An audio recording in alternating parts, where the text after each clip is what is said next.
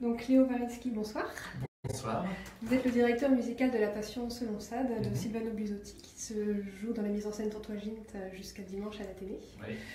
Alors on est 10 minutes avant le spectacle, on peut dire C'est que ça. vous n'êtes pas un garçon stressé. Ça va, tout va bien pour le moment en tout cas. Ok. Alors hier, lorsque les deux équipes de l'Athénée du spectacle se sont rencontrées, la harpiste Aurélie Saraf, elle disait que la partition de Busotti, elle était très commentée dans les cours de musique contemporaine. Oui. Est-ce que vous pouvez expliquer pourquoi? Oui, en fait, d'ailleurs on a peut-être un modèle, peut-être que votre téléphone peut déjà zoomer un petit peu sur un extrait de la partition. Je veux aller voir. Bah, voilà, voilà des exemples de ce à quoi on a affaire dans cette partition de Busotti. D'accord. Voilà, donc c'est une partition, on appelle ça une partition graphique, parce qu'en fait, il bannit quasiment toute notation traditionnelle des portées habituelles, et en fait, c'est presque plus une enluminure, un dessin, une sorte de carte au trésor ou un labyrinthe dans lequel il faut imaginer un chemin. Donc en fait, c'est une partition qui note quasiment de manière presque graphique et comme un tableau, quelque chose qui finalement va relever de l'improvisation contrôlée, mais de l'improvisation, et qui va donner une liberté à l'interprète. Et c'est pour ça, c'est un geste assez fort en fait de la part de Busotti qui dans les années 60 va finalement proposer une œuvre qui va sortir totalement des canons habituels de la notation, mais qui du coup aussi va donner à l'interprète un nouveau rôle. Parce que finalement pour moi, ou pour les interprètes, c'est plus interpréter tout à fait, c'est créer complètement une nouvelle partition. Parce que là concrètement, la musique, elle est écrite ou pas? Et concrètement, il y a quelques notes écrites, il y a en fait certaines choses qui reviennent. Donc quand même quand on analyse, quand on rentre un petit peu dans la complexité et dans le détail de la partition, on voit qu'il y a certains motifs qui reviennent. Alors il y a le nom de Bach qui revient, B-A-C-H, qui donne les notes Si, La, Do, Si, ou le nom de Sade aussi qui transcrit en musique. Le S de Sade c'est le Si, le A c'est A, le D c'est le Ré et le E c'est Mi. Et donc on a ce motif Si, La, Ré, Mi qui va revenir aussi. Et donc il y a plein de petites comme ça, petites références musicales qui renvoient au titre, La Passion selon Sade, mais qui renvoie aussi au nom de Bach, qui renvoie aussi de temps en temps au poème qui sert de livret. Et donc si on identifie ces motifs, si on les met suffisamment en avant, finalement, on peut créer quand même une certaine relation dans toutes les pages de cette musique et créer aussi l'impression que c'est une œuvre qui peut avoir une certaine unité malgré son côté un peu disparate et totalement improvisé. D'accord. Donc ça veut dire qu'il y a une très très grande part de création en fait par les artistes eux-mêmes, aussi bien vous que les chanteurs. Exactement, il y a une grande part de création. Il faut accepter en fait de lâcher prise, de sortir de ses réflexes habituels, ce qui n'est pas forcément évident parce que quand on fait beaucoup de musique contemporaine notamment, on est habitué maintenant à ce que les compositeurs aillent vers un détail absolu de la notation et peu de compositeurs finalement s'emparent comme ça d'un langage improvisé et proposent des partitions qui laissent une liberté aussi grande à l'interprète. Donc c'est vrai que ça reste un geste assez original de la part de Busotti. Alors vous voyez, il y a certaines pages qui sont un peu plus, disons, d'une écriture un peu plus traditionnelle. Et donc moi, ce que je cherchais à faire là-dedans, c'est organiser la liberté. Vous voyez, il y a des indications en rouge qui correspondent à des notions de battue, en fait. C'est-à-dire que je donne, grâce à ma battue, une idée de la durée de chaque événement. Et comme ça, les musiciens trouvent leur place dans cette durée. Donc voilà, là, par exemple, j'ai demandé à l'orgue de marquer les temps de façon très nette, et au sein de cette durée des temps marqués par l'orgue, eh ben les pianos, la harpe et les pianos vont placer leurs petits arpèges, leurs enluminures, et ce qui fait que chaque soir, en fait, comme il y a une liberté, chaque soir, finalement, cette partition va sonner différemment dans les enluminures, mais il va y avoir des choses qui vont revenir de manière régulière, ce qui fait qu'on fixe quand même les choses. Et le grand atout d'une partition comme celle-là, c'est qu'elle permet aussi une relation du travail à la scène très différente. C'est-à-dire que dans l'opéra, habituellement, la partition, la durée, contraint la scène d'une certaine manière. Là, on a travaillé de manière un peu différente avec Antoine Gint, Raquel Camarena et Eric Ouzlo. Donc, en fait, on a d'abord laissé Raquel, la chanteuse, et Eric Ouzlo, le comédien. La représentation commence dans 5 minutes. Dans 5 minutes. On a le temps encore, on a le temps. On a laissé donc le comédien et la chanteuse essayer de trouver dans cette partition des scènes, des mouvements, des idées aussi théâtrales. Ouais. Et ensuite, selon la durée dont ils avaient besoin, moi j'ai pu étirer ou raccourcir un petit peu les durées de la partition. Donc en fait, on est parti plutôt de la scène, et c'est la scène qui a après imprimé, marqué les durées, et non pas au départ la partition qui a contraint totalement la scène. D'accord, oui, ce qui change complètement le rapport entre théâtre et musique qu'on voit souvent dans l'opéra. Exactement, et c'est ça qui est intéressant dans cette proposition. Ouais. D'ailleurs, ça ne s'appelle pas opéra, ça s'appelle mystère de chambre. Il y a un jeu de mots, mystère, parce que le mystère, ça renvoie bien sûr à ces mystères médiévaux qui sont des œuvres religieuses, ça renvoie aussi au mystère en tant que secret, quelque chose de secrète et un peu étrange. Et de chambre, je pense qu'il y a un jeu de mots naturellement. Alors il y a da camera, parce que la musique da camera, c'est la musique de chambre, telle qu'on l'entend, avec peu d'instruments. Effectivement, là, c'est un petit ensemble de 9-10 musiciens. Mais c'est aussi, bien sûr, la chambre close, la chambre de Sade, la chambre du mystère, où ce couple va vivre des aventures un peu étranges. D'accord. Voilà. Et est-ce que c'est parce que la partition est très particulière qu'elle est si peu jouée, ou est-ce que c'est le sujet?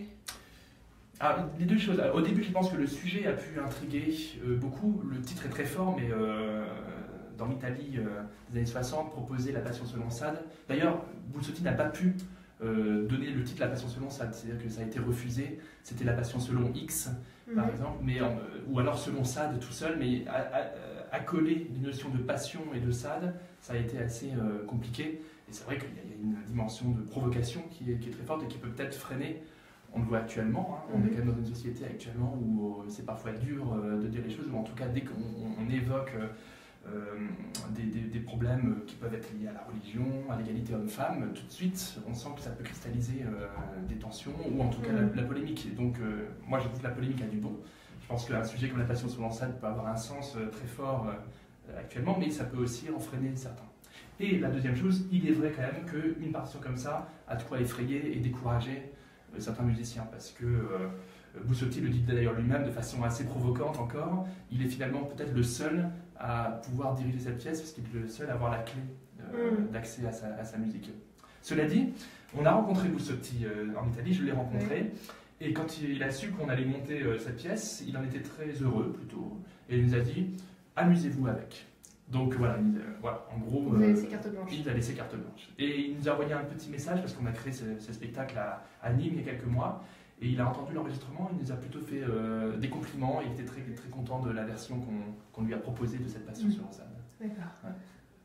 Donc là, le spectacle commence en 2 minutes. Donc, ça doit être ça, à peu près. Donc, je propose qu'on vous suive jusqu'à votre place. Allons-y. Donc moi, je serai dans une position un peu particulière, parce que je suis caché du public pendant toute la représentation.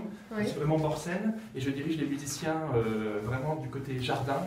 Voilà, donc c'est-à-dire quand on est dans le public du côté gauche, voilà, et je suis derrière le rideau, et donc les musiciens me regardent soit du coin de l'œil quand le rideau est ouvert, ou alors peuvent me regarder plus frontalement quand ils ne sont pas à vue. D'accord. Voilà. Donc ma direction est présente mais très discrète en fait, et invisible de la vie du public. J'apparais à la fin comme un diable sortant de sa boîte pour les saluer. Je vais vous montrer ça. Alors je vais vous suivre, parce que là on était dans votre loge et donc on va vous suivre jusque sur la scène. J'ai ma clé avec moi, parfait. Allons-y. Donc on va descendre 2 étages. Nous allons traverser la scène ensemble.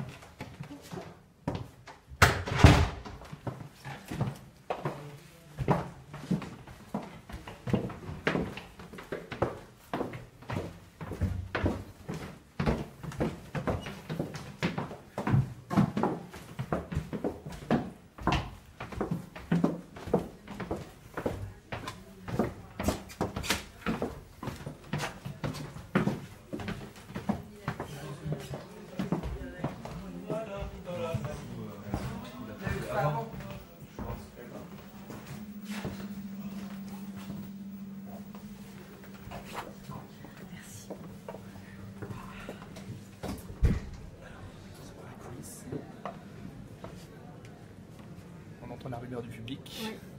La salle est bien pleine ce soir. Et alors nous allons passer par là.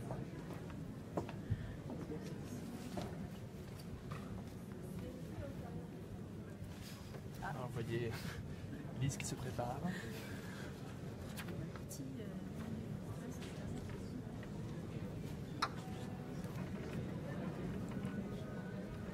Alors vous voyez en avant-première Raquel et Johan, le couple de la Passion selon Sade. Moi je suis très intrigué par cette installation. Et bien nous sommes en direct sur Facebook. Bonjour Facebook. Et sur Periscope. Bonjour. Pour la D'accord. Ah donc finalement ça se fait. Eh oui. Ce live Facebook. Nous y sommes. Bonjour. Vous y êtes. Tout va bien? Très bien. Parfait. Et voilà, et donc moi je m'installe à mon stand, à mon pupitre, ici. Et donc j'ai une vue sur la scène. directement grâce à ce moniteur.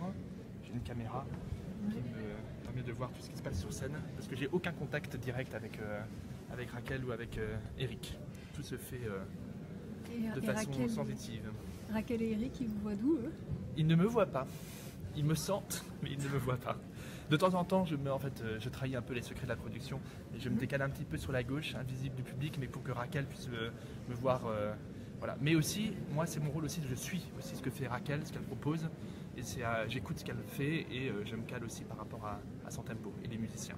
D'accord. Voilà. Donc on change un petit peu les relations, où si j'étais en fausse, je serais là à toujours l'accompagner et la suivre et lui donner plus d'inflexion de tempo. Là, c'est vraiment un projet qui renverse totalement les choses et les perspectives. Ok. Alors je donne à voir un petit peu la vue que vous avez, vous. Voilà. Avec un grand set de percussions, vous voyez. Ouais. C'est très nourri avec des cloches, des timbales, il y a des chimes dans tous les sens, Ouais. des petits grelots, des bongos. Alors là, vous avez les 5 chaises sur lesquelles vont prendre place flûte, violoncelle, Ouais. au bois d'amour, et le corps aussi, les 2 pianos, la harpe, et donc Johan qui va jouer sur ce clavier, la partie d'orgue. Ok. Bon, bah, le spectacle va commencer incessamment sous peu. Incessamment, je Donc pense. je vais vous laisser vous concentrer. Donc je rappelle que La Passion selon Sade se joue jusqu'à dimanche à la télé. Exactement. Merci beaucoup Léo. Merci beaucoup.